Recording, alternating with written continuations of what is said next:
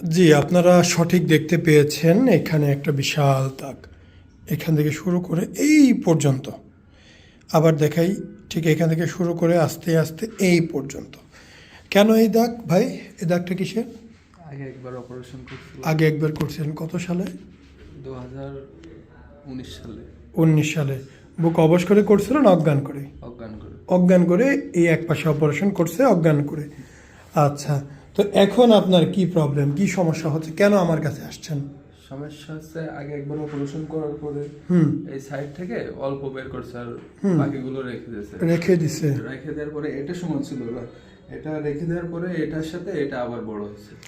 আচ্ছা, তো প্রথম দিকে এইটা একটু বেশি বড় ছিল, এটা একটু কম বড় ছিল।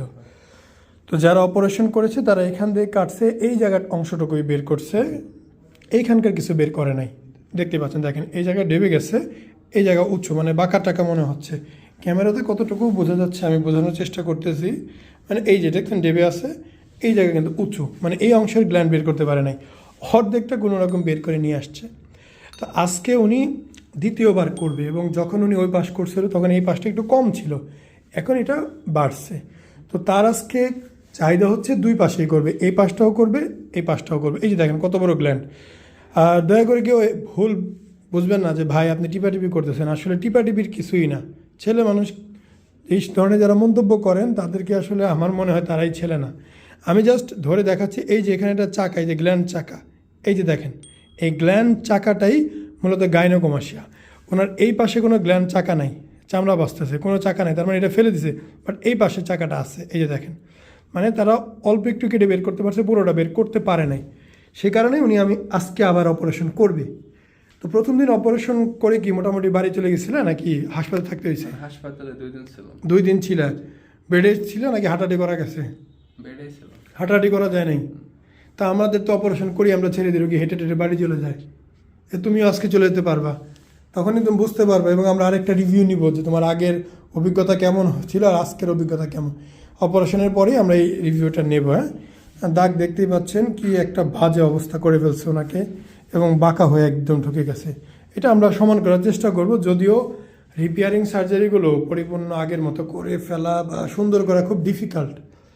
তো যাই হোক, আপনারা আমাদের ভিডিও দেখেন, বুঝেন, জানেন। যোগাযোগ করতে হলে ইনবক্সে নক করেন, অথবা টাইটেলের এবং ডেসক্রিপশন বক্স, কমেন্ট বক্সে নাম্বার দেওয়া আছে, সেখানে নিয়ে যোগাযোগ করতে পারেন। এই হচ্ছে ভাইয়ের অবস্থাটা, আমরা দেখি রেজাল্ট আপনাদের দেখানোর চেষ্টা করব। প্রতিটি অপারেশন আসলে মানুষের জীবনের জন্য একটি স্বপ্নের মতো। তার স্বপ্ন বাস্তবায়ন হবে, সে ভালো একটা জীবন পাবে, এইটাই আশা। তবে আমাদের সমাজে কিছু ভালো ডক্টর আছেন, কিছু মানে কম ভালো ডক্টর আছেন, খারাপ অবশ্যই বলা যাবে না। আসলে যে জিনিস যে টেকনিকে করতে হয়, যদি সেই টেকনিকে প্রপারলি করা হয় তাহলে সেটার সুফল যাতে পাবেই। সঠিক টেকনিকে সুন্দরভাবে না করলে সেটার কুফল হবেই। এই যে সার্জারিটি হয়েছে, ওনার যে পাশে কাটছে ওইটুকুই বের করছে, ওই পাশের, সেই একই পাশের মাঝখানের গ্ল্যান্ডটাও বের করে না, জাস্ট কাটার নিচে থেকে বের করছে, অন্য পাশ ধরেই নি। বাট অন্য পাশেও গাইনোকমাসিয়া বেশ বড়। এই ধরনের সার্জারি আসলে আমাদের একজন নার্স করলেও এর চাইতে ভালো করবে। হয়তো বিষয়টি বললে অনেকেই রাগ করবে, অনেকেই মনে কষ্ট পাবে, বাট এটাই বাস্তব। আমাদের একজন নার্স করলেও এর চাইতে সুন্দর সার্জারি করে দিতে পারবে। আমাদের এইখানে 2012 সাল থেকে সার্জারি হয়, হাজার হাজার সার্জারি আমরা করেছি।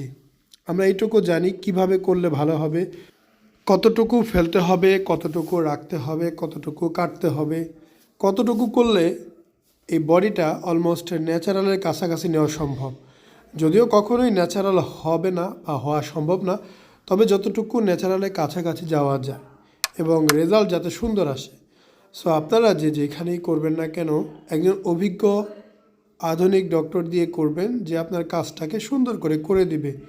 আপনি খুব বড় বড় ডিগ্রি দেখে এক জায়গায় সার্জারি করলেন, বাট সার্জারি ডক্টরের এই নির্দিষ্ট সার্জারিতে খুব বেশি অভিজ্ঞতা নেই, তাহলে অ্যাভয়েড করেন। আপনি কম টাকার কারণে এমন একটা ক্লিনিকে সার্জারি করলেন যার কাছে সনাতন পদ্ধতি, আধুনিক পদ্ধতিতে কাজ করে না, সেটা অ্যাভয়েড করেন। আপনি এমন একটা জায়গায় সার্জারি করলেন যে তার কাছে আধুনিক টেকনিক আছে, কাজের অভিজ্ঞতা নাই, তাকেও অ্যাভয়েড করেন। আপনি বুঝে শুনে দেখে বুঝে সঠিক সিদ্ধান্ত গ্রহণ করবেন, এটাই আশা করি। আসসালামু আলাইকুম, মোহাম্মদ শাকিল হোসেন বলছি। 2017 সাল থেকে আমরা গাইনোকমার্সিয়া নিয়ে নিয়মিত কাজ করছি এবং ভিডিও প্রকাশ করছি। এই চ্যানেলে যারা নতুন এসেছেন আপনাদের কাছে অনুরোধ থাকবে আমাদের এই চ্যানেলটি আপনারা ভালোবাসা দিবেন এবং সাবস্ক্রাইব করবেন, এবং যারা অলরেডি সাবস্ক্রাইব করেছেন তাদেরকে অসংখ্য ধন্যবাদ। আপনারা কমেন্টের মাধ্যমে আপনাদের মতামত জানাবেন। ধন্যবাদ।